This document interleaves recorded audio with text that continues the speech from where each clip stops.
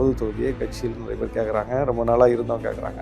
நான் ஒரே வார்த்தை சொன்னேன், அது அவங்க உரிமை. தலைவரே சொல்கிறாரு, சென்னையில் ஒரு பொது தொகுதி இஸ்லாமியர் போட்டியிடுற மாதிரி, இதே வார்த்தை. தலைநகர் சென்னையில் விசிகேக்கு ஒரு எம்எல்ஏ, அது ஏன் வரக்கூடாது, போட்டிட்டு பார்க்கக்கூடாது அப்படின்னு எனக்கு ஒரு தேடல். திமுக மாவட்ட செயலாளர் நிற்க விரும்புகிறார், ஏன்னா போன முறையே அவர் நாகப்பட்டினத்தில் நிற்கிறது விரும்பினார்.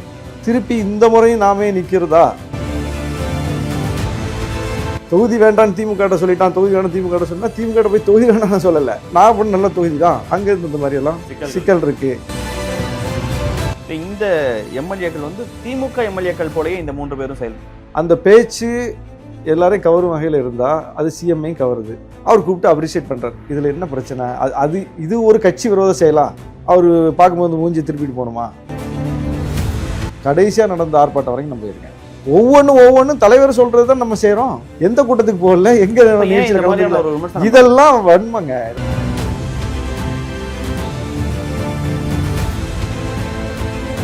ஆச்சி மசாலா, எந்த சமையலும் ருசி தேடும் ரகசியம். 20 ரூபாய். Taste the Milky Mist ice cream. Milky Mist ice creams. வணக்கம். சிறப்பு நேர்காணலில் இன்று நாம் சந்திக்க இருப்பது நாகை தொகுதியின் சட்டமன்ற உறுப்பினர், விடுதலை சிறுத்தைகள் கட்சியின் துணை பொதுச் செயலாளர் திருமிகு ஆலூர் ஷானவாஸ் அவர்கள். சார் வணக்கம். வணக்கம். எப்படி இருக்கீங்க? நல்லா இருக்கேன். என்ன நடக்குது விடுதலை சிறுத்தைகள் கட்சியில்? எல்லாம் சிறப்பாக நடக்குது, எதுவும் பிரச்சனை இல்லை. ஆனால் பிரச்சனை இருப்பது போல வெளியே ஒரு சித்திரம் உருவாக்கப்படுகிறது. அதுதான் வருத்தமாக இருக்குது. இல்லை, சிட்டிங் எம்எல்ஏவாக இருக்கிறவர் நீங்கள், நிறைய பேர் எதிர்பார்த்துருந்தாங்க உங்கள் கட்சிக்கு இன்னும் 2 தொகுதிகள் கூடுதலாக கிடைக்கும்போது கண்டிப்பாக ஷானவாஸ் அவர்களுக்கும் சீட் கொடுக்கப்படும்னு நிறைய பேர் எதிர்பார்த்துட்டு இருந்தாங்க. ஸோ அப்படி இருக்கும்போது அந்த வேட்பாளர் அறிவிப்பில் ஷானவாஸ் அவர்களின் பெயர் இல்லை, எஸ் பாலாஜி பெயர் இல்லை, பனையூர் பாபு பெயர் இல்லை. பட் சமூக வலைத்தளங்களில் அது மிக பெரும் விவாத பொருளாக ஒரு கடந்த வேட்பாளர் அறிவிப்பு வந்ததுல இருந்து இப்போ வரைக்கும் பேசப்படக்கூடிய ஒரு விஷயமா இருக்குது. நீங்களும் உங்கள் சைட்லேருந்து அறிக்கை கொடுத்துருக்கீங்க, திருமாவளவன் அவர்களும் விளக்கம் கொடுத்துருக்காரு. ஆனாலும் இந்த விவாதங்கள் முற்று பெற்றதாக தெரியவில்லை. அதனால தான் என்ன நடந்தது, பின்னணியிலிருந்து என்ன நடந்தது, ஏன் இவ்வளோ பெரிய விவாதம்ங்கிற கேள்வி. என்னுடைய வாயிலிருந்து கட்சிக்கு எதிராகவோ தலைமைக்கு எதிராகவோ அல்லது ஒரு அதிருப்தியை வெளிப்படுத்தும் விதமாகவோ எந்த ஒரு கருத்தும் வரல. வேட்பாளர் அறிவிப்பு வருது, வேட்பாளர் அறிவிப்பு வரும்போது எதிர்பார்ப்பு என்பது இயல்பானது. நம்ம எதிர்பார்த்தோம், வரல. அது ஒரு கட்சி தலைமை எடுக்கக்கூடிய முடிவு. எந்த கட்சி தலைமையும் அப்படி தான் முடிவு எடுப்பாங்க. எங்கள் கட்சி தலைவரும் இந்த முறை எப்படி செய்யணுமோ அப்படி செய்யணும்னு அவருக்கு தோன்றிய முடிவை, கட்சிக்கு எது நல்லதுன்னு அவருக்கு பட்டதோ அந்த முடிவை எடுத்திருக்கிறாருங்கிற அடிப்படையில் அதை நம்ம எடுத்துக்கிட்டோம். ஆனால் ஒரு இயல்பு நிலைக்கு வருவதற்கு ஒரு அவகாசம் வேணும்ல. அப்போ ஒரு நாள் 2 நாள் நம்ம வந்து ஒரு அமைதிக்காகிறேன். நான் இல்லை, சீட் கிடைக்கும்னு எதிர்பார்க்க தானே செய்வோம். அது ஒன்றும், அது எங்கள் கிளைம். அது வந்து தவறு கிடையாதுல்ல. எதிர்பார்த்தோம், தலைவர்கிட்ட கேட்டோம், அதெல்லாம் நடந்துச்சு. அப்போ வந்து அந்த எதிர்பார்ப்பு என்பது தவறு கிடையாது. ஒரு கட்சியில் செயல்பட்டு கொண்டிருக்கிறோம், சட்டமன்ற உறுப்பினராக செயல்பட்டு கொண்டிருக்கிறோம், சட்டமன்ற உறுப்பினராக சிறப்பாக செயல்பட்டு கொண்டிருக்கிறோம்னு எல்லாருமே தலைவர்கிட்டே போய் சொல்லியிருக்காங்க. தலைவரே அதை பகிர்ந்துக்கிட்டாரு. கடைசியாக நடைபெற்ற உயர்நலக்குழு கூட்டத்தில் பொதுச் செயலாளர் ரவிக்குமார் அண்ணன் அவர்கள் வந்து எழுந்து இந்த 4 சட்டமன்ற உறுப்பினருடைய செயல்பாடு வந்து மெச்சத்தக்கது, போற்றத்தக்கது, மிகப்பெரிய பணிகளை அவங்க ஆற்றியிருக்காங்கன்னு சொல்லி அவர் வந்து பாராட்டி வாழ்த்தி பேசினார். தலைவர் உட்பட அனைவரும் கரவொலி எழுப்பி எங்களை அங்கீகரித்தார்கள். உயர்நிலை குழு அங்கீகரித்தது. சமீபத்தில் லாஸ்ட்டாக நடந்தது. ஆமாம், இந்த தொகுதியெல்லாம் என்ன கேட்கறது, எப்படி தேர்தலை எதிர்கொள்றதுன்னு தலைவர் கூட்டிய கூட்டத்தில் இந்த கருத்தை அண்ணன் ரவிக்குமார் வைத்து கட்சி பாராட்டியது. அப்போது கட்சி ஏற்றுக்கொண்ட ஒரு விஷயம், மக்கள் ஏற்றுக்கொண்ட ஒரு விஷயம். அப்போ எங்களுக்கு எதிர்பார்ப்பு வரத்தானே செய்யும். அப்போ நம்ம நல்லா பெர்ஃபார்ம் பண்ணியிருக்கோம், தலைவர் இன்னும் அதை ஊக்கப்படுத்தி நமக்கு வந்து அடுத்த முறை வாய்ப்பு வழங்குவாருங்கிற எதிர்பார்ப்பில் எந்த தவறும் கிடையாது. ஆனால் நாங்கள் எதிர்பார்க்கறதுனாலே அவர் சீட்டு கொடுத்துடணும்னு அவசியம் இல்லைல்ல. ஏன்னா அவருக்கு வந்து நாங்கள் மட்டும் கட்சி இல்லைல்ல. கட்சி என்பது அது இன்னும் எவ்வளோ பேர் இருக்காங்க. இப்போ அதுமாரி வாய்ப்பு வழங்கியவங்களும் கட்சியில் வந்து புதுசான ஆட்களும் கிடையாது, எல்லாம் ஏற்கனவே பணியாற்றி கொண்டிருக்கிறவர்கள் தான். அப்போ அதை புரிஞ்சுக்கிட்டோம். ஆனாலும் எங்களுடைய அந்த எதிர்பார்ப்பு நிறைவேறவில்லைங்கிற ஒரு மனித இயல்பு எங்களுக்கு இருக்கும்ல. நாங்கள் அதுக்கு தயாராகிருப்போம், அடுத்த தேர்தலை எதிர்கொள்கிறதுக்கு வந்து நிறைய ப்ரிப்பரேஷன் பண்ணியிருப்போம். இப்போ அதெல்லாம் திட்டுமே ஒரு நாள் அப்படி ஸ்டாப் பண்ணி நிற்கும்போது அதிலிருந்து கடந்து நாங்கள் வர்றதுக்கான ஒரு ஆற்றுப்படுவதற்கான ஒரு அவகாசம் தேவை. அதனால அமைதியாக இருந்தோம். அதுக்கிடையில் வந்து பாசிட்டிவாகவும் நெகட்டிவாகவும் இவருக்கு சீட் கொடுத்துருக்கலாம், இவர்களெலாம் சீட்டு கொடுக்கணுமா அப்படின்னு 2 தரப்பு சமூக வலைதளங்களில் மோதிக்கிறாங்க. அவங்க யாருன்னே தெரியாது. அதாவது வீடியோ, அது நமக்கு எதிராக வீடியோ பேசக்கூடியவர்கள் கூட யாருன்னு தெரியுது. சமூக ஊடகங்களில் அறிமுகமானவங்க, கருத்து சொல்கிறவங்க, யூடியூப்பில் பேட்டி கொடுக்குறவங்கன்னு அவங்களுக்கு ஒரு அறிமுகம் இருக்குது. சோஷியல் மீடியாவில் எழுதக்கூடியவர்கள் அவங்க யாருன்னே நமக்கு தெரியாது. யாரோ எழுதுறாங்க. பல பேர் ஒரு கட்சி சார்பில் யாரும் எழுதலை. அந்த கட்சியில் உள்ள முக்கிய பொறுப்பாளர் இன்னொரு நம்ம கட்சியில் வேட்பாளர் அறிவிக்கிற சம்பந்தமாக அவர் எதுக்கு பேசுகிறாரு, திமுகவில் இருந்து இந்த நிர்வாகி ஏன் பேசுகிறாரு, மற்ற கட்சியில் இருந்து ஏன் இந்த நிர்வாகி பேசுகிறாரு அப்படின்னா கூட நம்ம கேட்டு ஏங்க இதெல்லாம் நீங்கள் போடுறீங்க, அதை எடுத்துருக்கேன்னு சொல்லலாம். யாரோ எழுதுறாங்க. அப்போ அதை தடுக்கிற வலிமை நமக்கு கிடையாது. ஊர்வாயை நம்ம மூட முடியுமா? அப்போ இப்படி 2 தரப்பும் போயிட்டு இருக்கும்போது இதை போய் நீ ஆஃப் பண்ணு அப்படிங்கிறாங்க. யார் எழுதுறான்னு தெரியாது, யாரோ எழுதுறாங்க. தலைவருக்கு எதிராகவே அவர் எடுத்த முடிவுக்கு அதாவது பல பேர் எழுதும் போது பல பேர் அதுக்கு தான் நான் அறிக்கை கொடுத்தேன். இது கட்சி தலைமை எடுக்கிற முடிவு. யாருக்கு சீட்டு கொடுக்கணும் கொடுக்கக்கூடாதுங்கிறது கட்சி தலைமை எடுக்கிற முடிவு. இதில் போய் வந்து மற்றவங்க கருத்து சொல்கிறதுக்கு எதுவும் இல்லை. ஆனாலும் என்னை வந்து ஆதரித்து எனக்காக குரல் எழுப்பியவங்களும் இருக்கீங்க, அவங்களுக்கு நன்றி சொல்கிறேன். அதே நேரத்தில் இந்த முடிவுகள் வந்து கட்சியினுடைய அதிகாரம் தொடர்பானது, கட்சியினுடைய இறையாண்மை தொடர்பானது. அதனால இதை ஏற்றுக்கொண்டு அடுத்த வேலைக்கு போகிறது தான் சரியாக இருக்கும். தேர்தல் வேலை வருது. 8 வேட்பாளர்கள் தலைவர் நிறுத்தியிருக்காரு, தலைவர் உட்பட. அவங்க வெல்லணும். கூட்டணி சார்பில் வேட்பாளர்கள் களம் காண்றாங்க, அவங்க வெல்லணும். திமுக தலைமையிலான ஆட்சி அமையணும். இதுதான் இந்த தேர்தலில் நம்முடைய இலக்கு அப்படின்னு சொல்லி நான் முடிச்சிட்டேன். இதில் என்ன பிரச்சனை இருக்குது? இதுக்கு பிறகும் இது விவாதமாகுது. இல்லை, அதுலேயும் கூட 2-3 வார்த்தைகள் அதெல்லாம் கவனிச்சிங்களா அப்படின்னு சில பேர் வீடியோஸ் போடுறது. அப்படி அப்புறம் பார்த்தீங்களா, அவர் திமுக சொம்புங்கிறத காட்டுறாரு. திமுக தலைமையில் ஆட்சி அமையணும்னு சொல்கிறாரு. அப்புறம் இப்போ அதிமுக தலைமையில் ஆட்சி அமையணும்னு சொல்லணுமா? உங்கள் கட்சியே கூட்டணியில் இருக்குது திமுக கூட. திமுக தலைமையிலான ஆட்சி அமையணுங்கிறதுக்காக அப்போது எந்த லெவலுக்கு போயிட்டாங்க பாருங்கள். எதை சொன்னாலும் குற்றம் சொல்லக்கூடிய மனநிலைக்கு வந்துட்டாங்க. எதை சொன்னாலும் அதில் ஒரு பாயிண்டை பிடிக்கிற இடத்துக்கு வந்துட்டாங்கன்னா இது வேற ஏதோ நடக்குது இதுக்குள்ளால. அதுக்கப்புறம் பார்த்தீங்கன்னா கட்சி பொறுப்பாளராக இருக்கக்கூடியவரே போய் யூடியூப்பில் கண்ணாபின்னான்னு பேட்டி கொடுக்குறாரு. இப்போ யாரோ சோசியல் மீடியாவில் எழுதுறத நான் கண்ட்ரோல் பண்ணணுமா? ஆனால் கட்சி பொறுப்பாளரே போய் நான் எதுவும் சொல்லாத நிலையில், நான் எதுவும் வாய் திறக்காத நிலையில், எந்த ஒரு ஒரு கருத்தை நான் சொல்லாத நிலையில் ஒரு பார்வையில் நான் ரசிக்கிறேன்னா அழுகுறேன்னான்னு யாருக்கு தெரியும்? என்ன யார் வந்து பார்த்தா, யார் இதை பார்த்துட்டு சொன்னா? இது எல்லாமே ஒரு முன்முடிவில் செய்கிற மாதிரிலாம் இருக்கு. நான் என்னவா இருக்கேன்னு உங்களுக்கு எப்படி தெரியும்? ஆனால் அவர் கண்டபடி ஒரு பேட்டி கொடுக்குறாரு. அப்போ அதுதான் வந்து சிக்கல். நான் எதுவுமே பேசலை, ஒரு அறிக்கையை கொடுத்துட்டு நான் அமைதியாக இருக்கேன். அந்த அறிக்கையை ஒட்டி ஊடகங்கள் பேட்டி கேட்டாங்க. அந்த அறிக்கையை ஒட்டி தான் நான் பேட்டி கொடுத்துருக்கேன். இதை தாண்டி ஒன்றுமே நான் சொல்லலை. இல்லை, இப்போது விடுதலை சிறுத்தைகளில் இருக்கக்கூடிய முக்கியமாக நீங்கள் சொல்லக்கூடிய பலருமே கூட திருமாவளவன் அவர்களுடைய வழியை புரிஞ்சுக்கோங்க, அந்த இடத்துலேருந்து பேசுகிறாங்க. உங்களை ஆதரிக்கக்கூடியவங்க நிறைய பெரும்பான்மையானவர்கள் வந்து திமுக ஆதரவில் இருக்கிறாங்க. இப்போ ஷானவாஸே ஒரு திமுக ஆளு. இதில் எங்கள் கட்சி தோழர்கள் எவ்வளோ பேர் கவலையாக இருக்காங்க, அதை கணக்கில் எடுக்க மாட்டிங்களா? எத்தனை பேர் பதிவு எழுதியிருக்காங்க? எவ்வளோ பேர் வந்து இப்போ நான் தலைவருக்கு வந்து முடிவை ஏற்கணும்னு சொல்லி அறிக்கை விட்டோன்னா அதுக்கு கீழே கமெண்ட்ஸு பூரா கட்சி தோழர்கள் வந்து போட்டிருக்காங்க. முதிர்ச்சியான பதிவு, ஒரு சிறந்த அறிக்கை அப்படின்னு போட்டிருக்காங்க. அப்போ அதெல்லாம் கட்சி தோழர்கள் இல்லையா? திமுக காரங்கன்னா எந்த திமுக ஐடி விங் செயலாளர் போட்டிருக்காரா? எந்த திமுக பொறுப்பாளராவது போட்டிருக்காங்களா? சோஷியல் மீடியாவில் எல்லாருமே இயங்குறாங்கங்க. அதில் வந்து நம்ம இவர் போட்டார் அவர் போட்டாருன்னா அதுக்கு நான் எப்படி பொறுப்பாவேன்னு கேட்குறேன். நம்ம ஒரு பொதுத்தளத்தில் இயங்குகிறோம், அறிமுகப்பட்டிருக்கோம். பல பேர் அது எழுதான் செய்வாங்க. சரி, அதை விட அதிகமாக எதிர்ப்பு பதிவுகள் இருக்குது, வீடியோக்கள் இருக்குது, பேசிக்கிட்டே இருக்காங்க யூடியூப்பில் கண்டபடி, கண்ட காரணங்களை சொல்லி பேசுகிறாங்க. அதெல்லாம் உங்களுக்கு வலி ஏற்படுத்துதா? அதெல்லாம் நம்ம எடுத்துக்கல. சொல்கிறேன், நீங்கள் இப்படி வருதுன்னா அப்படி தானே வருதுன்னு. இப்போ இதை நான் தடுக்கணும்னா அதை யார் தடுக்கிறது? இப்போ இதுக்கு நான் பொறுப்புன்னா அதுக்கு யார் பொறுப்பு? இந்த கேள்வி இருக்குல்ல. இது சோஷியல் மீடியாவுடைய குணம், இது சோஷியல் மீடியாவுடைய இயல்பு. எந்த ஒரு விஷயம் நடந்தாலும் என்னன்னே தெரியாமல், பின்னணியே தெரியாமல் அதை போஸ்ட்மார்ட்டம் பண்ணுறதும், ஆதரிக்கிறதும், எதிர்க்கிறதும், இப்படி கருத்து பரிமாற்றம் நடக்கிறதும் சோஷியல் மீடியாவோட இயல்பு. சோஷியல் மீடியா இயல்பை புரிஞ்சுக்கிட்டா இதை நம்ம எடுத்துக்க மாட்டோம் பெருசா. ஏன்னா இன்னொரு விஷயம், அவர் சமீபத்தில் கொடுத்த பேட்டிகளின் ஊடாகவும் வீடியோவின் வழியாகவும் தெரிஞ்சுக்க முடியுது. நாகை தொகுதியை ஷானவாஸ் விரும்பலேன்னு எனக்கு தகவல் வந்தது, எனக்கு அதிர்ச்சியா இருந்தது. அவர் அந்த தகவல் வந்தனால ஜவாஹிருல்லாக்கு திமுக அந்த சீட்டை கொடுத்துட்டாங்க. அதாவது அது வந்து தலைவர் ஒவ்வொன்றையும் விரிவாக விளக்க முடியாது. அவர் ஒரு வீடியோவில் பேசும்போது ஒரு தொடர்ச்சியாக ஒரு தகவல் இது. அப்புறம் ஒரு ஆங்கில ஊடகத்துக்கு பேட்டி கொடுக்கும்போதும் அந்த பேட்டியின் ஊடாக இந்த கருத்து வருது. இது என்ன நடந்துச்சு முன்ன பின்ன அப்படிங்கிறது அது ஒரு பெரிய விஷயம். அது பூரா உட்காந்து தலைவர் அதை மட்டுமே பேசலை. அதனால இது என்ன ஆயிடுச்சுன்னா அந்த ஒரு துண்டை மட்டும் புரிஞ்சுக்கிட்டு எல்லாரும் அதை பேசிக்கிட்டு இருக்காங்க. இவர் வந்து சீட்டா இங்கே கேட்கல அங்கே கேட்டார், அப்போ அது அங்கே கேட்டால் இவர் எப்படி சீட் கொடுப்பாரு, கோவப்படுவாரா இல்லையா அப்படின்னு. இது எல்லாருக்கும் புரியுற விஷயம் எனக்கு புரியாதா? இவ்வளோ நாளாக 17 வருஷமாக அரசியல் களத்தில் நிற்கிறேன். சாதாரண உங்களுக்கு புரியுது, எல்லாருக்கும் புரியுது, சாதாரண மனிதர்களுக்கு புரியுற இந்த விஷயம் எனக்கு புரியாதா?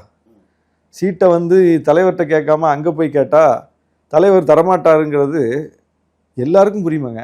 இல்லை, அதனால தான் இப்போ ஒரு சீட்டே கிடைக்கலன்னு சொல்கிறேன். நாகப்பட்டினத்தில் சட்டமன்ற உறுப்பினராக இருக்கேன் நான்.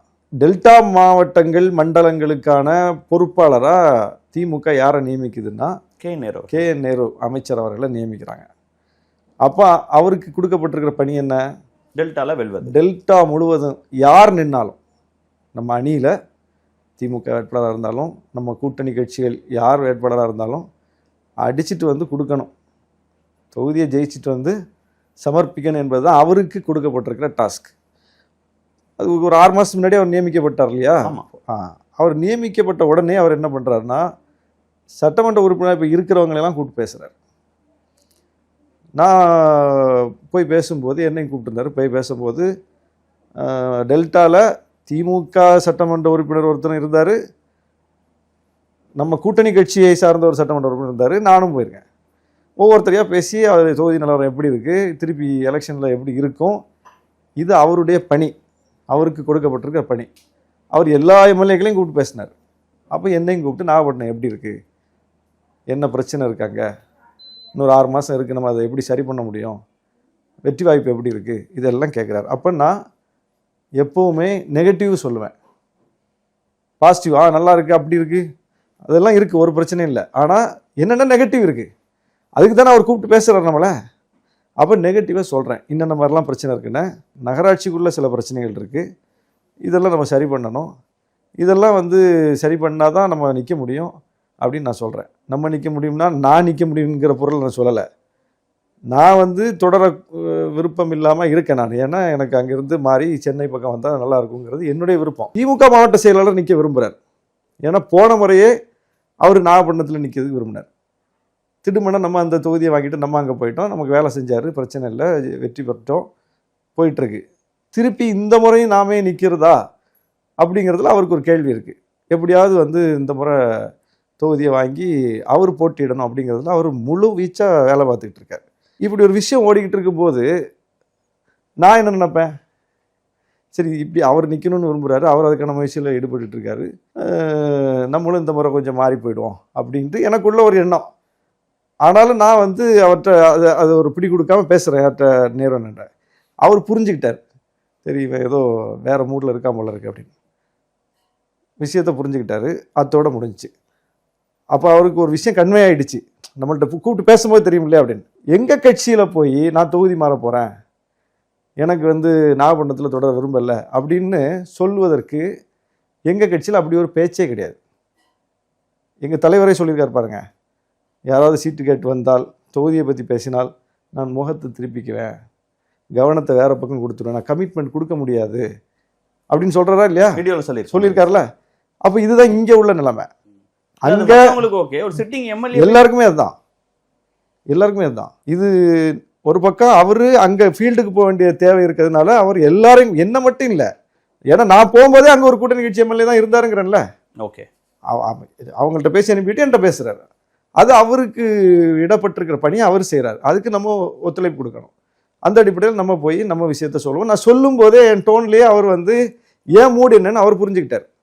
இதுதான் நடந்தது, இதுதான் திமுக சொன்னது.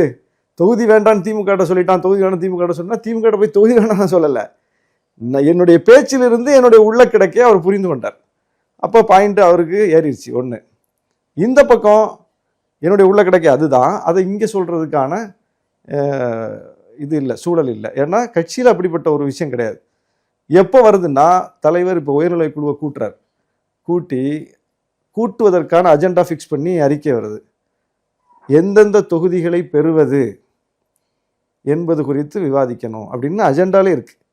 அப்போ உயர்நிலை குழுவில் தான் முறையாக எந்தெந்த தொகுதிகள் குறித்த பேச்சையே தலைவர் எடுக்கிறார். தலைவர் அந்த கேட்டை ஓப்பன் பண்ண பிறகுதான் நம்ம தொகுதியை பற்றி பேச முடியும். அங்கேயும் கூட எனக்கு இந்த தொகுதி அப்படின்னு நம்ம பேச முடியாது. கட்சிக்கு தான், கட்சிக்கு பொது தொகுதி எது கேட்கலான்னு தலைவர் ஓப்பன் கால் வைக்கிறார். எந்தெந்த பொது தொகுதி கேட்கலாம் அப்படின்னு ஷானவாஸ் சொல்லுங்கிறார். அப்போ நான் சொல்கிறேன், ஆனால் சென்னையில் இது நல்லா இருக்கும்ண்ணே, ஆனால் அங்கேயே வேறு சில ஃபேக்டர், புதிய ஃபேக்டர்லாம் இருக்குது, அதை நம்ம கவனத்தில் கொள்ளணும்ண்ணே. ஆம்பூர் நல்லா இருக்கும்ண்ணே, பல்லாவரம் நல்லா இருக்கும் இப்படின்னு நான் உயர்நிலை குழுவில் நான் சொல்கிறேன். அப்போ குறிச்சிக்கிட்டார். அப்போ நாகப்பட்டினம் நல்ல தொகுதி தான், அங்கேருந்து இந்த மாதிரியெல்லாம் சிக்கல் இருக்கு அப்படின்னு நான் சொல்லிட்டேன். முடிஞ்சா இந்த டிஸ்கஷன் வந்து எனக்கு தெரிஞ்சு நிறைவு நாட்களாக தான் நடந்தது. அதுக்கு முன்னாடி ஜவாஹிருல்லாஹின் தொகுதி ஒதுக்கப்பட்டுருச்சு? இல்லை, ஒதுக்கப்படல. அதெல்லாம் ரொம்ப லேட். உயர்நிலை குழு நடந்தது எப்போ, கூட்டணி கட்சிகளுக்கு தொகுதி ஒதுக்கீடு செய்யறது எப்போன்னு நீங்கள் டேட்டை பார்த்தீங்கன்னா தெரியும். அதெல்லாம் ரொம்ப முன்னாடி. உயர்நிலை குழு முடிஞ்ச பிறகு இப்போ தொகுதியை சொல்லிட்டோம்ல, அவர் தொகுதியை வெளிப்படையாக கேட்டு சொல்லிட்டார் இல்லையா, அதுக்கப்புறம் தான் நாங்கள் சீட்டை பற்றி தலைவர்கிட்ட பேசுகிற சூழல் வருது. ஏன்னா அவர் தொகுதியை கேட்டாச்சு நம்மக்கிட்ட. அப்போ நம்ம ஃபோன் பண்ணி அவர்கிட்ட தனிப்பட்ட முறையில் அதே கொஞ்சம் விரிவாக சொல்கிறேன். அப்போ அவர் வந்து நம்ம சீட்டு கேட்குறோம் அப்படிங்கிறத புரிஞ்சுக்கிட்டார். நம்ம கொஞ்சம் பேச வேண்டியிருக்கு, இன்றைக்கி டெல்லிக்கு வாங்க, நாளைக்கு நான் டெல்லிக்கு போகிறேன் வர சொல்கிறார், நம்ம கொஞ்சம் பேச வேண்டியிருக்கு அப்படின்னா டெல்லிக்கு போனேன். டெல்லிக்கு போன எந்த நாட்களில் இது தொகுதி பங்கீடுகள், அதாவது 8 தொகுதிக்கு கையெழுத்து போட்டு வந்ததுக்கு அப்புறம் தொகுதி ஒதுக்கீடே நடக்கலை. எந்தெந்த தொகுதி அப்படிங்கிறது நடக்காமல் உள்ள அந்த கேப்பில் இதெல்லாம் நடக்குது. 8 தொகுதி கையெழுத்து போடுறதுக்கு முன்னாடியே உயர்நிலை குழு நடந்துருச்சு. நம்பர்ஸ் ஃபிக்ஸ் பண்ணுறதுக்கு முன்னாடி உயர்நிலை குழு கூட்டம் நடந்துருச்சு. அப்போ நம்பர்ஸில் எத்தனை கூட தெரியாது. அந்த கூட்டத்தில் கூட இரட்டை இலக்கத்தில் பெறணும்னா தீர்மானம் போடுறோம். ஒரு ராஜ்யசபா சீட் வாங்கணும், இரட்டை இலக்கத்தில் பெறணும்னு உயர்நிலை குழு கூட்டத்தில் தீர்மானம் பண்ணுறோம். அந்த கூட்டத்தில் தான் தலைவர் எந்தெந்த தொகுதி வாங்கலாம் அப்படிங்கிற அந்த இடங்களை கேட்குறாரு. ஓகே, நம்பரை பற்றி நமக்கு தெரியாது. நம்பர் இரட்டை இலக்கம் வேணும்னு பொதுவாக தீர்மானம் போட்டோம். எந்தெந்த தொகுதி அப்படிங்கிற விஷயத்த தலைவர் வந்து கேட்குறாரு. அப்போ நம்மக்கிட்ட கேட்கும்போது நம்ம அந்த லிஸ்ட்டை கொடுக்குறோம், சொல்கிறோம், அதை குறிச்சிக்கிறாரு. இதுக்கப்புறம் தான் போய் அங்கே நம்பர் ஃபிக்ஸ் ஆகுது, 8 தொகுதிங்கிறது முடிவாகுது. எல்லோரும் போய் தான் அதில் கலந்துக்கிட்டோம், கையெழுத்து போட்டோம், வந்தாச்சு. இதுக்கு பிறகு நம்ம வந்து தனிப்பட்ட முறையில் அப்புறம் ரீச் பண்ணுறேன் நான் தலைவரை, எந்தெந்த தொகுதி அப்படிங்கிறத அவர்கிட்ட சொல்கிறேன். சொல்லும்போது நீங்கள் டெல்லிக்கு வாங்க, டெல்லிக்கு போகிறேன் அப்படிங்கிறார். நானும் கூட போகிறேன். இல்லை, இதுதான் உங்களுடைய வழக்கமான, போன எலெக்ஷனில் இப்படி தான், ஏன்னா நிறைய பேர் வந்து அவர் கூட பயணிப்பாங்க, கூடயே இருப்பாங்க, எனக்கு இவருக்கு இந்த விருப்பம் இருக்குங்கிறத அவர் தெரிஞ்சுக்குவார், அப்படி இருக்கும். நீங்கள் வந்து ஒரு ஃபோனில் தான் கேட்பீங்களா? உங்களுடைய வழக்கமான நடைமுறை என்னன்னு தெரிஞ்சு? அதான் சொல்கிறேன்ல, கட்சியில் சீட்டு கேட்குறதுக்குன்னு ஒரு முறை இல்லை. அவங்கவுங்க போய் தலைவர்கிட்ட கேட்பாங்க, அப்ரோச் பண்ணுவாங்க. நம்ம எப்போவுமே அப்படி அப்ரோச் பண்ணுறதும் கிடையாது. அவருக்கு நெருக்கடி கொடுத்து அவருக்கு பின்னாடியே போய் அப்படி அந்த சீட்டை வாங்குறது அப்படிங்கிறது கிடையாது. தலைவருக்கு தெரியும் யாருக்கு எப்போ எப்படி கொடுக்கணுங்கிறத அவருக்கு கொடுத்துருவார். அப்போ இந்த முறை நம்ம எம்எல்ஏ இருந்துட்டோம், அதை கன்டினியூ பண்ணணும்னு விரும்புகிறோங்கும் போது நான் வந்து அவரை கேட்ட பிறகு, அவர் அந்த கால் ஓப்பன் பண்ண பிறகு எந்தெந்த தொகுதி வாங்கலாம் அப்படின்னு கேட்குறாரு இல்லையா, அதுதான் ஃபஸ்ட்டு அவர் தரக்கூடிய வாய்ப்பு. அதுக்கு பிறகு நான் வந்து ஃபோன் பண்ணுறேன். அப்போ நீங்கள் வாங்க பேசலான்னாரு. அப்போ போனால் அவர் என்ன சொன்னார்னா, நிறைய பேர் கேட்குறாங்க பொது தொகுதியை, கட்சியில் நிறைய பேர் கேட்குறாங்க, ரொம்ப நாளாக இருந்தவங்க கேட்குறாங்க. நான் ஒரே வார்த்தை சொன்னேன், மறுப்பே சொல்லாமல் சொன்னேன், அது அவங்க உரிமை. யாருக்கு கொடுக்கணுங்கிறத முடிவு எடுக்கிறது உங்கள் அதிகாரம். நீங்கள் யாருக்கு வேணாலும் கொடுங்க, ஆனால் தொகுதிகளை நல்ல தொகுதிகளாக நம்ம கேட்டு வாங்கணும், வின்னிங் பாசிபிலிட்டி உள்ள தொகுதிகளாக நம்ம கேட்டு வாங்கணும். அதில் வந்து நம்ம தெளிவாக இருப்போம். ஏன்னா நம்ம போன முறை 6 வாங்கி 4 ஜெயிச்சதுனால தான் இந்த முறை நம்முடைய வலிமை கூடி 8 வாங்கியிருக்கோம். இந்த முறை 8லையும் நம்ம ஜெயிக்கணும். அப்போ தான் அடுத்த முறை இந்த நம்பரை நம்ம கூட்ட முடியும். அதனால தொகுதி செலெக்ஷனில் ரொம்ப கவனமாக நம்ம பண்ணணும் அப்படின்னு நான் பேசுகிறேன். ஒரு கட்சி நிர்வாக அமைப்பு உங்கள்கிட்ட தொகுதி சார்ந்து பேசும்போதே இப்படி ஒரு கோரிக்கை பல பேர்ட்ட இருக்குங்கும்போது நீங்கள் வந்து தாராளமாக கொடுங்க. நான் அதுதான் நம்ம அப்புறம் தலைவர்கிட்ட போய் எனக்கு தான் கொடுத்தாகணும் அப்படின்னு நம்ம சொல்ல முடியாது இல்லையா. அதுக்கப்புறம் நாகப்பட்டினம் பேச்சு வந்துச்சு. நாகப்பட்டினத்தில் என்னென்ன சிக்கல் அப்படின்னு ஏற்கனவே அவர்கிட்ட என்ன சொன்னமோ அதை அப்படி தலைவர்கிட்ட சொல்கிறேன். நான் என்னென்ன மாதிரி இருக்குது, அங்கே அவர் மாவட்ட செயலர் போட்டிடணும் விருப்பப்படுறாரு, அங்கே வேறு சில சிக்கல்லாம் இருக்குது, பிரச்சனைகள்லாம் இருக்குது. பட் நம்ம மேலே எந்த பிரச்சனையும் இல்லை. தொகுதியில் நமக்கு கெட்ட பேர் கிடையாது. தொகுதிக்கு நிறைய திட்டங்கள் கொண்டு வந்திருக்கோம். தொகுதி நல்லா தான் இருக்குது.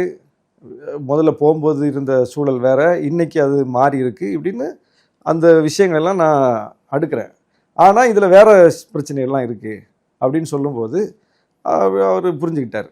அப்போ KN நேரு அமைச்சர் அவர்கள் தலைவருக்கு ஃபோன் பண்ணார். தலைவரே சொல்கிறாரு, சென்னையில் ஒரு பொது தொகுதி இஸ்லாமியர் போட்டியிடுற மாதிரி, இதே வார்த்தை இஸ்லாமியர் போட்டியிடுற மாதிரி கொடுங்க அப்படின்னு சொல்கிறார். இதை பேசிட்டு எனக்கு சொல்கிறார் தலைவர். ஓகே, அவர் ஃபோன் பண்ணார், நம்ம சென்னையில் ஒரு இஸ்லாமியர் போட்டிடுற மாதிரி கேட்டிருக்கோம் அப்படின்னு.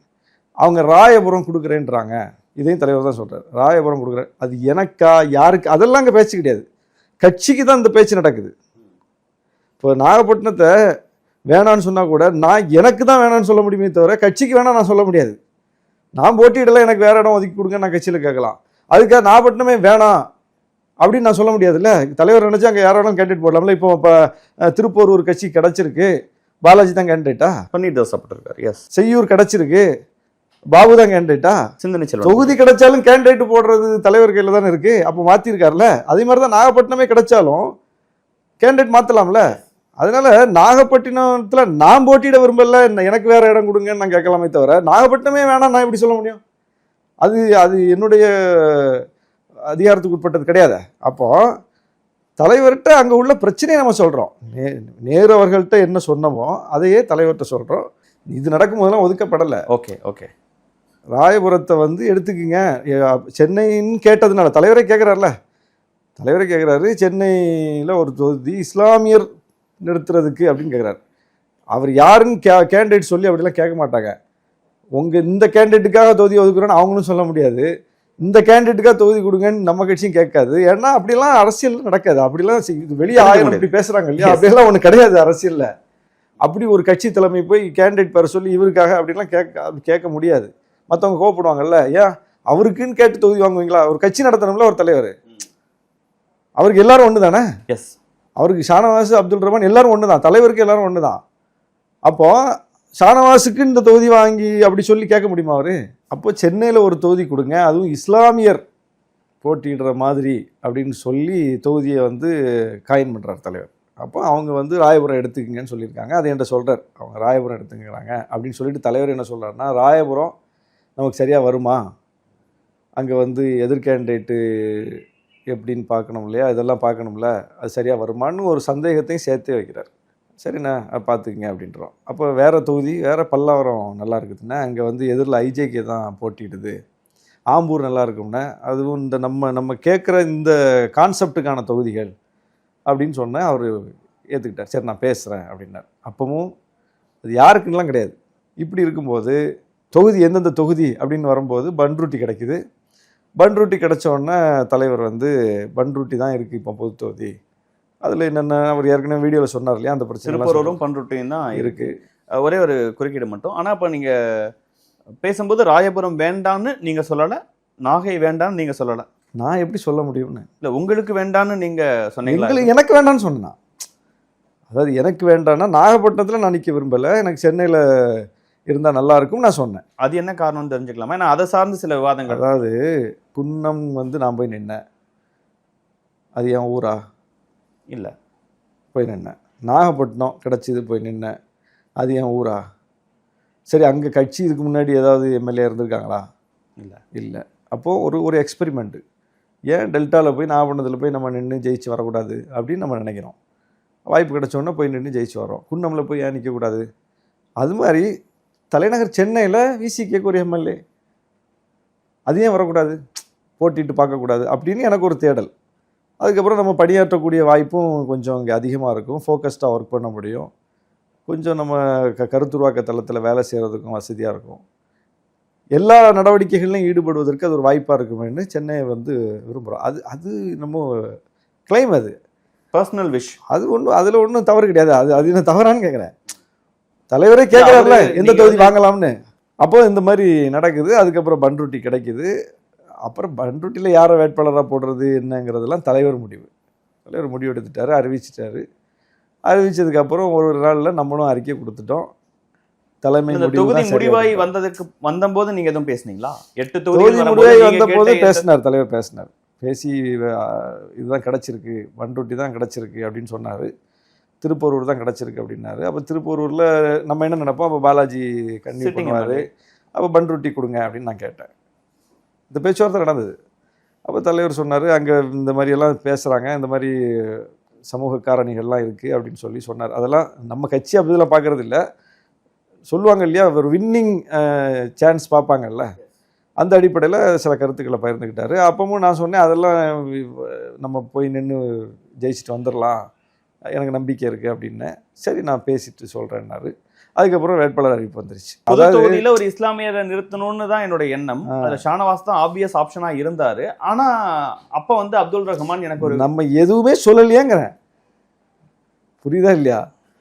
இதில் ஏதாவது நான் வந்து சொன்னேனான்னு கேட்குறேன்.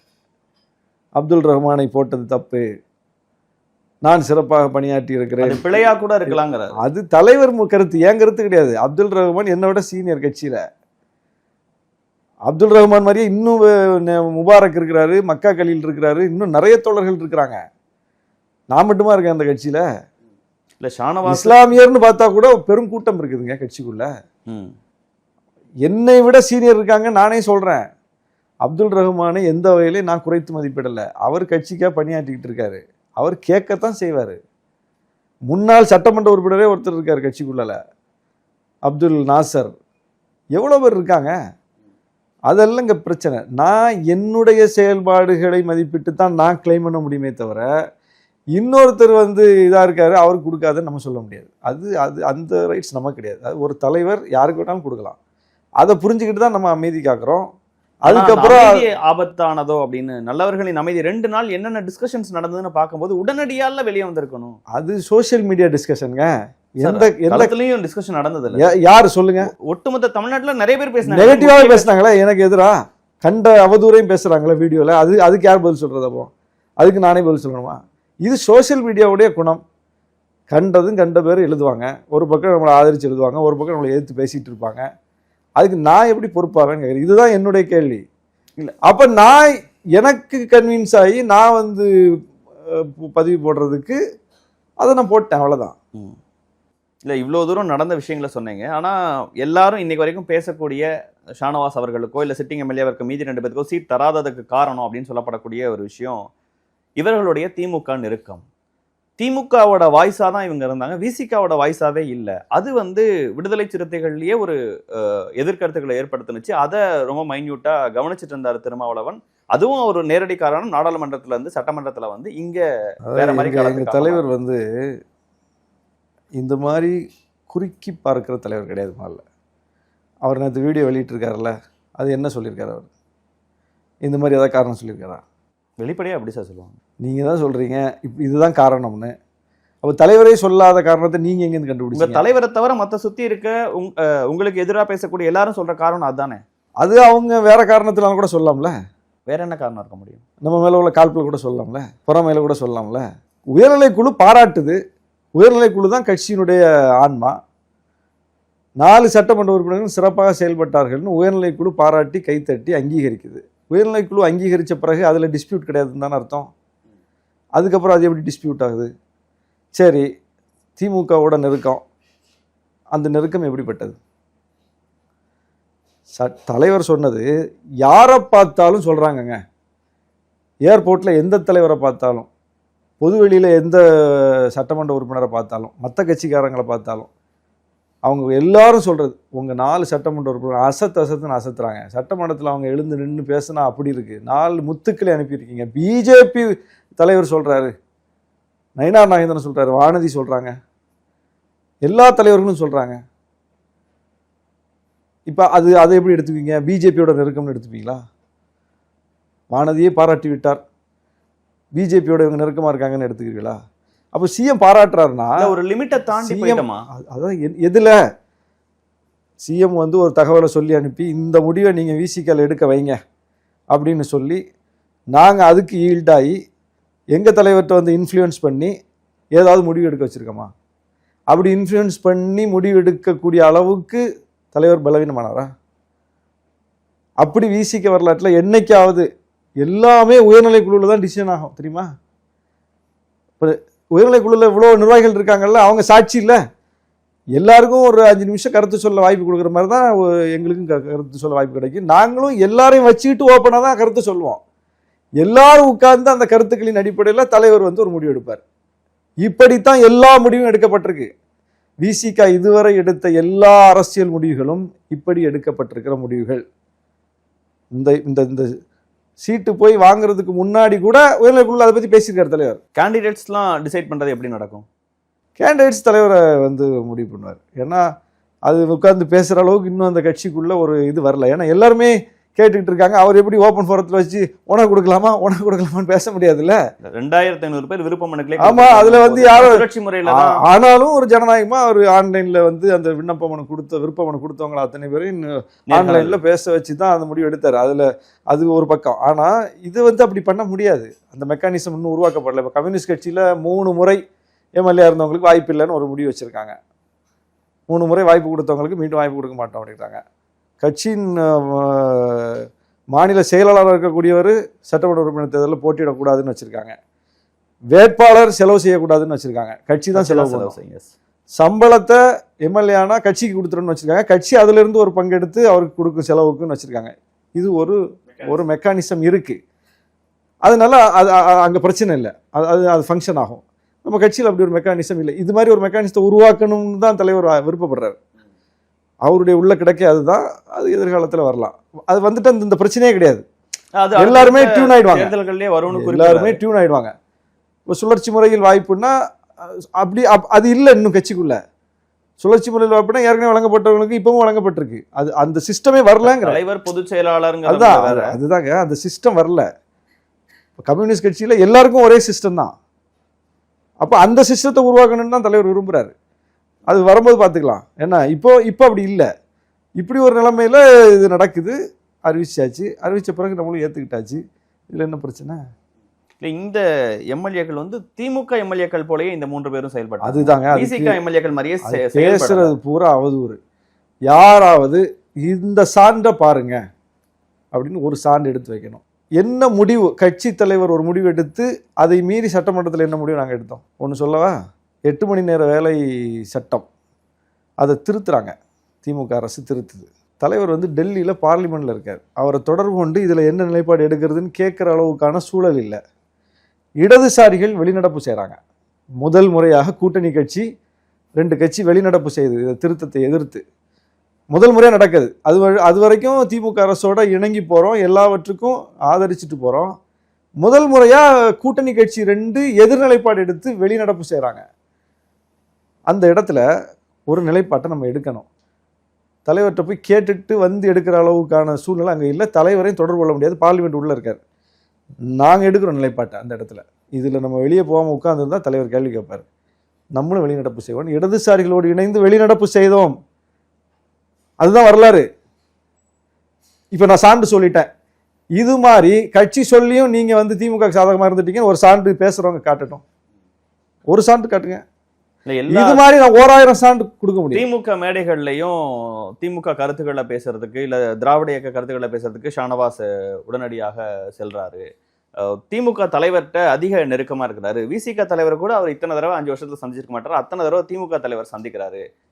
சட்டமன்றத்தில் நம்ம ஒரு கருத்தை பேசுவோம். விசிகாவோட மீட்டிங்ஸ்க்கு வரமாட்டாரு. சொல்றேன், அதுக்கெல்லாம் பதில் சொல்றேன். சட்டமன்றத்தில் பேசுறோம்.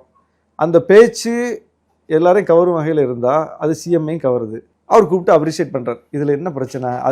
இது ஒரு கட்சி விரோத செயலா? அதுக்கு நான் என்ன பண்ண முடியும்? அவர் பார்க்கும்போது மூஞ்சி திருப்பிட்டு போகணுமா? இதெல்லாம் ஒரு ஆர்கியூமெண்ட்டா? முதல்ல கட்சி சொல்லிச்சா இந்த ஆர்கியூமெண்ட்டை? யாரோ கிளப்பி விடுறாங்க. இதெல்லாம் தலைவர் இப்படி சொல்லியிருக்காரா? தலைவர் சந்தோஷம் தானே படுவார் இதை பார்த்தா. பரவாயில்ல, நம்ம கட்சி தோழர்களுக்கு வந்து இவ்வளோ பெரிய அங்கீகாரம் கிடைக்குது, மரியாதை கிடைக்குது. அது கட்சிக்கான மரியாதை தானே. அது அப்படி தானே எடுத்துக்கணும். தலைவர் அப்படி தானே எடுத்துக்கிறாரு. கட்சி அப்படி எடுத்துக்கிட்டதுனால தானே உயர்நிலை குழுவில் பாராட்டு தெரிவிக்குது. இப்போ விவாதத்துக்கு போகிறோம். விவாதத்தில் பிஜேபி உட்காந்துருக்கு, ஏடிஎம்கே உட்காந்துருக்குது, திமுக அழைக்கிறாங்க, விசிக அழைக்கிறாங்க. ஒன்றும் விவாதத்துக்கு போகக்கூடாதுன்னு முடிவு எடுக்கணும். விவாதத்துக்கு போனால் அங்கே என்ன நிலைப்பாடு எடுக்கணும்? பிஜேபி ஏற்று தானே பேசணும். அதிமுக தானே பேசணும், திமுக பக்கம் தானே நிற்கணும். சரி, காங்கிரஸ் இல்லாத ஒரு இடத்துல காங்கிரஸ் சார்பில் நம்ம காங்கிரஸ்காரனாக தானே பேசுகிறோம். நாம் தமிழர் பற்றிய விவாதம் வந்துச்சு. அந்த விவாதத்தில் பெரியார் அமைப்பிலிருந்து யாரும் வரல, தீக்காலிருந்து யாரும் வரல, விசிகா நான் தான் போயிருந்தேன். ஒரு பெரியார் இயக்கத்துக்காரனா அந்த மேடல் நான் வெளிப்பட்டனா இல்லையா, ஒரு தீக்காக்காரனா வெளிப்பட்டனா இல்லையா. நாம் தமிழர் வந்து பெரியார் மீதான அவதூறை எப்படி வைக்கிறாங்க, அதுக்கு எப்படின்னு சொல்லிட்டு நான் அந்த ஒரு சமர் புரிஞ்சனா இல்லையா. அந்த இடத்துல நான் யாரு? அப்போ நீங்க எந்த இடத்துல எப்படி வெளிப்பட்டோம்? எல்லா இடத்துலையும் ஒன்னா தான் வெளிப்பட்டிருக்கோம். அதிமுக பிஜேபி எதிரில் உட்கார்ந்துருக்கிற இடத்துல திமுகவும் நம்மளும் உட்கார்ந்துருக்கும் போது அந்த இடத்துல திமுக ஆதரவாக தான் நம்ம வெளிப்பட முடியும். காங்கிரஸ் இல்லாத இடத்துல ராகுல் காந்திக்கு ஆதரவாக தான் நம்ம 1000 பேச்சு எடுத்து போட முடியுமே. நாம் தமிழர் பற்றி விவாதம் வரும்போது பெரியார் விஷயத்துல பெரியார் இயக்கத்தின் சார்பாக தான் நம்ம வெளிப்படுவோம். அதுதான் நம்ம கட்சி கொள்கை. எல்லா இடத்துலயும் விசிகா தான், விசிகாவை பேச அதுதான் விசிகா கொள்கை. அதிகமாக திமுகவுக்காக ஆதரவா பேசுறாங்க. அதாவது விவாதங்கள் அப்படி அமையும். நீங்க எத்தனை விவாதத்தை விசிகா சார்பா வச்சிருக்கீங்க? நீங்க ஆட்சியை பத்தி மதிப்பீடுன்னு தானே விவாதம் வைப்பீங்க. எதிர்கட்சி சொல்ற ஒரு குற்றச்சாட்டின் அடிப்படையில் தானே ஒரு விவாதத்தை கட்டமைக்கிறீங்க. எதிர்கட்சி குற்றச்சாட்டு விசிகாவை நோக்கி வருமா, ஆளுங்கட்சியை நோக்கி வருமா, நம்ம கூட்டணியை நோக்கி வருமா? அப்போ அந்த இடத்துல நம்ம எப்படி வெளிப்படுவோம்? அப்போ ஒரு ஒரு 10 டிபேட் போறோம்னா 8 டிபேட் அப்படிதான் இருக்கும். உடனே அது மீட்டிங்க்கும் போனீங்களா? ஏன்னா அதை ஒரு குற்றச்சாட்டா பல பேர் சொல்லிட்டு இருக்காங்க. கடைசியா நடந்த ஆர்ப்பாட்டம் வரைக்கும் நான் போயிருக்கேன். என் தொகுதியில ஒரு கட்சி தோழர் கடைசியா இறந்து போயிட்டாரு. அந்த இறப்பு வரைக்கும் இங்க இருந்து நான் போய் வீர வணக்கம் செலுத்திட்டு வந்திருக்கேன். ஆம்பூர்ல அன்னைக்கு கடைசியா ஒரு தொலைக்காட்சி விவாதம் நடந்துச்சு. அங்கே மிகப்பெரிய அளவுக்கு அதிமுகலேருந்து வந்தவர் வந்து தலைவரை கண்ணா பின்னான்னு பேசி நான் எதிர்ப்பு தெரிவித்து அவங்க என்னை தாக்க வந்து மிகப்பெரிய அளவுக்கு என் கட்சி தோழர்கள் தான் என்னை மீட்டு வந்து வெளியே கூட்டிட்டு வந்தாங்க. அப்படி வந்துட்டு இருக்கும்போதே தலைவர் கலந்துக்கிற நிகழ்ச்சி ஆணைமுத்தையா நூற்றாண்டு விழா பெரம்பலூரில் அடுத்த நாள் காலையில் நடக்குது. டெப்டி சிஎம் கலந்துக்கிற நிகழ்ச்சி. தலைவர் போக முடியல, ஃபோன் பண்ணி நீங்கள் அப்படியே பெரம்பலூர் போங்கங்கிறாரு. நான் வந்து இங்கேருந்து ரெஃப்ரெஷ் ஆகிட்டு இங்கேருந்து வண்டி எடுத்துகிட்டு காலையில் 10 மணிக்கு பெரம்பலூர் போய் நிற்கிறேன். தலைவர் கட்டளை. திமுக ஐடி விங் கூட்டணி கட்சிகளுக்கான தேர்தலை எதிர்கொள்வதற்கு எப்படின்னு சொல்லி கூட்டம் நடத்துறாங்க. தலைவர் சொல்றாரு நீங்க போய் அதை அட்டன் பண்ணுங்க, நான் போய் அட்டன் பண்றேன். ஒவ்வொன்றும் தலைவர் சொல்றதுதான் நம்ம செய்யறோம். எந்த கூட்டத்துக்கு போகல, எங்க இதெல்லாம் வன்மங்க. இதெல்லாம் இது யார் வைக்கிறா? தலைவர் இப்படி சொன்னாரா கட்சி கூட்டங்களில் கலந்துக்கலன்னு? கிறிஸ்தவர்களுக்கு தாக்குதல் கண்டிச்சு ஆர்ப்பாட்டம் நடந்துச்சு, அந்த கூட்டத்தில் பேசுறேன்னா இல்லையா? அந்த ஆர்ப்பாட்டத்தில் பங்கேற்று கடைசியாக நடந்த மிகப்பெரிய ஆர்ப்பாட்டம் தானே. நாகப்பட்டினத்தில் நான் எம்எல்ஏவாக இருக்கேன். கட்சி கொடி கம்பம் நடுறதுல பிரச்சனை வருது. தலைவர் பிறந்த நாளுக்கு போன முறை நைட்டோட நைட்டாக அந்த கம்பத்தை அறுத்து எரிஞ்சிட்டாங்க காவல்துறை. மறுநாள் காலையில் மாவட்ட ஆட்சியர் அலுவலகத்தை முற்றுகையிட்டு போராட்டம் பண்ணது யாரு? நீங்கள் தான். அப்புறம் வேங்கை வயல் பிரச்சனைக்கு நானும் சட்டமன்ற உறுப்பினர் பாலாஜி நேரடியாக கள ஆய்வுக்கு போனோம். வடகாடு வன்முறையில் நேரடியாக களத்துக்கு போனேன். ஆணவ கொலை தடுப்பு சட்டத்துக்கு ஆணையம் அமைக்கணும்னு சட்டமன்றத்தில் அவ்வளோ பேசி அப்புறம் ஆணையம் அமைக்கப்பட்டு கடந்த வாரம் தான் வந்து தோழர் எவிடன்ஸ் கதிர் தோழர் கோபி நயனாரோட போய் கௌசல்யா சங்கரையும் கூட்டு போய் அந்த ஆணையத்துக்கு முன்னாடி ஆஜரானோம். இதெல்லாம் முதல்ல சொல்கிறதுக்கே எனக்கு வந்து இதாக இருக்குது. இப்படிலாம் சொல்ல வேண்டிய நிலைமை உருவாயிருக்கு பாருங்க. பட்டியல் போட வேண்டிய இதெல்லாம் நாங்கள் செஞ்சுருக்கோம், அதெல்லாம் நாங்கள் செஞ்சுருக்கோம், இங்கெல்லாம் நாங்கள் போயிருக்கோம், இது எங்கள் பணி, அந்த பணியை செஞ்சுக்கிட்டு இருக்கோம். இதை கொஸ்டின் பண்ணுறாங்க. அவர் என்ன செஞ்சார்? இதெல்லாம் செய்யாமலாம் வந்து தலைவர் பொறுப்பு கொடுப்பார்? இதெல்லாம் செய்யாமலாம் அடுத்த கட்டத்துக்கு ஒருத்தர் போக முடியும்? பொறுப்பு வாங்கிட்டு வீட்டில் முடங்கி கிடந்தா அந்த பொறுப்பு என்ன நம்மளை அடுத்த கட்டத்துக்கு நகர்த்துமா? பொறுப்பு வாங்கி செயல்பட்டால் தான் அடுத்த கட்டத்துக்கு நகர்த்தும். இல்லை, நாளை செயல்பாடு தானே தீர்மானிக்குது. நாளை சூழல் சூழல் காரணமாக ஏதாவது ஒரு இடத்துல இங்க திமுக எதிர்ப்புன்னு ஒரு ஸ்டாண்டை விசிகா எடுக்க வேண்டிய சூழல் வந்ததுன்னா அதை இப்படி திமுகவுக்கு நெருக்கமாக இருக்கக்கூடிய சட்டமன்ற உறுப்பினர்களும் மீண்டும் சட்டமன்ற உறுப்பினரானா செய்ய மாட்டாங்க. அதை அவர் மைண்ட்ல வச்சு இந்த ஒரு டெசிஷன் எடுத்திருக்கிறாரு. இந்த மாதிரி நேரத்தில் இந்த மாதிரி கருத்துக்களை பரப்புறதே கட்சிக்கு எதிரானதுங்கிறேன். ஏன்னா திமுக கூட்டணியில் பயணிக்கிறோம். 8 வேட்பாளர்கள் நமக்கு வெல்லணும். திமுக கூட்டணி வந்து அதுக்கு பணியாற்றணும். திமுக காரங்க களத்தில் இறங்கி வேலை செய்யணும். இப்படி ஒரு சூழ்நிலையில் கட்சி இருக்குது, நம்ம போக்கு இருக்குது, தேர்தல் களம் இருக்குங்கும்போது நாளைக்கு திமுக வராவிட்டால், விசிகாவில் உள்ள திமுக ஸ்பைகள் அவங்களுக்கு ஆதரவாக போய்விட்டால், இப்படிலாம் பேசுறதே அவங்கள எப்படி அதை எடுத்துப்பாங்க? புரியுதா இல்லையா? இது யாருக்கு எதிரானது? இப்படி வந்து நம்ம கட்சி 8 எம்எல்ஏ ஜெயிக்கணும், நம்ம கூட்டணி ஜெயிக்கணும்னு நினைக்கிறவங்க இப்படி பேசுவாங்களா? தலைவர் அப்படி பேசியிருக்காரா? அப்ப இது இது எங்களை கொச்சப்படுத்துறது கிடையாது, இது கட்சியை காலி பண்ற வேலை. 8 வேட்பாளர்கள் ஜெயிக்கணும்னு தானே பார்க்கணும். அப்போ கூட்டணி வலிமையா இருக்கு, கூட்டணி தான் ஆட்சி அமைக்கும், நம்ம கூட்டணி தான் வந்து திரும்ப வரப்போகுது. 2019 ஜெயிச்சோம், 2021 ஜெயிச்சோம், 2024 ஜெயிச்சோம், 2026 ஜெயிப்போம் அப்படின்னு சொல்லி பாசிட்டிவா நேர்மறையால களத்துக்கு போனோம். இதெல்லாம் யார் பேசுறா? சில பேர் அது நீங்க சொல்ற மாதிரி ஐடிக்கல் தான், அது நம்ம பெருசா பொருட்படுத்த கூட வேணாம். ஆனா உங்களோட செயல்பாடுகளை வச்சு துரோகி, சீட்டு கிடைக்காதனால வந்து திருமாவளவனுக்கு எதிராக திரும்பி விடுவார் அப்படின்லாம் பேசுறாங்கல்ல, அந்த எக்ஸ்ட்ரீம். ஏன்னா நீங்க சட்டமன்ற உறுப்பினரான ஒரு பேட்டி நம்ம எடுத்தோம். இப்ப திருமாவளவன் அவர்கள் பத்தி பேசும்போது நீங்க ரொம்ப நெகிழ்ந்து 40 ஆண்டுகளாக ஓடிக்கொண்டே இருக்கக்கூடிய கால்கள் அப்படின்னு சொல்லி பேசும்போதே கண் கலங்குனீங்க. எனக்கு இங்க எம்எல்ஏ பீரியட் முடியும் போது உங்கள்கிட்ட ஒரு டைம் நான் போன்ல பேசுவதற்கான ஒரு சூழல் கிடைச்சது. அப்ப வந்து கிட்டத்தட்ட கடைசி நாள் நீங்க சொல்ற டெல்லியில இருந்த நாள்ல நான் வந்து உங்கள்கிட்ட பேசுவதற்கான சூழல். அப்பையும் நீங்க திருமாவளவன் அவர்கள் குறித்து பேசும்போது அவ்வளோ எமோட் ஆனீங்க. அப்படி இருக்க ஒருத்தர் அவருக்கு எதிராக சித்தரிக்கிற ஒரு பாணி இருக்குல்ல. ஒரு கார்ட்டூன் வருதுங்க, இந்த தொகுதி வரையறை நடக்கும் போதே, தொகுதி ஒதுக்கீடு நடக்கும் போதே ஒரு கார்ட்டூன் வருது. அது ஒரு வலதுசாரி ஊடகத்தில் வருது, முன்னணி ஊடகத்தில். முதலமைச்சர் தளபதி ஸ்டாலின் அவர்கள் ஒரு லிஸ்ட்டை ரீட்றார். அந்த லிஸ்ட்டில் பேர்லாம் இருக்குது. ஃபஸ்ட்டு பேர் என் பேர், பாபு பேர், பாலாஜி பேர், சிந்தனை செல்வம் பேர், வன்னியரசு பேர், இப்படி வரிசையாக இருக்குது. எதிரில் தலைவர் உட்காந்துட்டு அந்த லிஸ்ட்டை பார்க்குறார். அப்போ தலைவர் சொல்கிற மாதிரி, நீங்கள் வந்து தொகுதியை மட்டும் சொல்லுங்கள், கேண்டிடேட் யாருன்னா நீங்கள் சொல்லாதீங்க அப்படின்னு. அதாவது முதலமைச்சர் நீட்டுற அந்த பட்டியலில் எங்கள் பேர்லாம் இருக்குது. இந்த கருத்துருவாக்கத்தை யார் செய்கிறான்னு பாருங்கள். கரெக்டான ஒரு நேரத்தில் ரொம்ப தப்பான ஒரு கருத்துருவாக்கத்தை வலதுசாரிகள் செய்கிறாங்க. இது பரவுது. அப்படின்னா எங்களையெல்லாம் காலி பண்ணணும் அப்படிங்கிறது யாருடைய நோக்கமாக இருக்குது? நாங்கள்லாம் திமுகவுக்கு செம்பு அப்படின்னு சொல்லி கருத்துருவாக்கத்தை யார் செய்கிறா? அவங்களுக்கு என்ன தேவை? எங்களை மாதிரி ஆள் அசம்பிளிக்கு போகக்கூடாது, போனால் நாங்கள் யாரை எடுத்து பேசுவோம்? அப்போ இது எங்க போடப்பட்ட விதைன்னு பாருங்க. வலதுசாரி ஊடகம் இந்த கருத்தை பரப்புது, அவன் எங்களை காயின் பண்றான். இது வந்து இவங்கெல்லாம் திமுக ஆளு, வேட்பாளரே முதலமைச்சர் முடிவு பண்றாரு அப்படின்னு. முதல்ல எங்க தலைவர் மாதிரி ஒரு சுயம்பு தலைவர்கிட்ட இந்த வேலைகள் நடக்குமா? இந்த அடிப்படை அறிவு வேணாமா பேசுறவங்க? அவர் மற்ற தலைவர்கள் மாதிரி தலைவரா? அவர் சட்டமன்ற உறுப்பினர் பொறுப்பே 2.5 வருஷத்தில் ரிசைன் பண்ணிட்டு போனவர், மக்கள் நல கூட்டணியை உருவாக்கினவர். அரசியலில் எப்படி வேணாலும் அவர் வந்து அந்த கொள்கை ரீதியாக பார்த்து முடிவெடுக்கக்கூடியவர். அப்படிப்பட்டவர் வந்து தொடர்ச்சியாக இந்த அணியில் நிற்கணுங்கிற முடிவை அவர் தான் எடுக்கிறார்.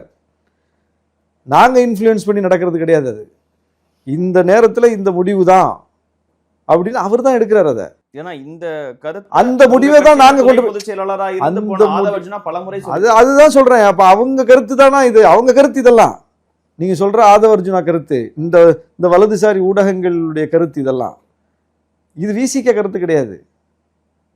தலைவர் 3 தேர்தலா இந்த கூட்டணியில உறுதியா பயணிக்கிறார், இந்த தேர்தலையும் பயணிக்கிறார். அடுத்தது நாடாளுமன்ற தேர்தல் வருது, அது அப்பவும் இதே ஃபேக்டர் தான், இதே பிஜேபி ஃபேக்டர் தான்.